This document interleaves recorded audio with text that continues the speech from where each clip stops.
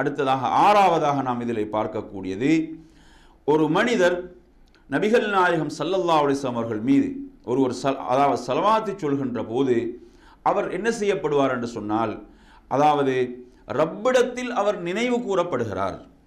ரப்பிடத்தில் அவர் நினைவு கூறப்படுகிறார். எப்படி நினைவு கூறப்படுகிறார்? எப்படி நினைவு கூறப்படுகிறார்?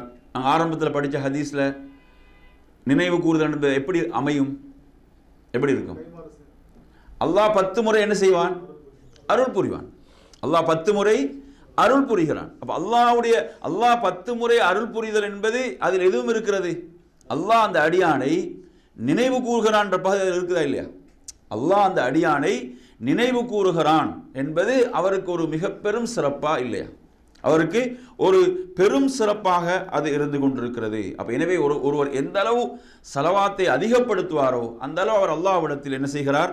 நினைவு கூறப்படக்கூடியவராக மாறுகிறார் என்பதை நாம் இதிலே கவனிக்க வேண்டும்.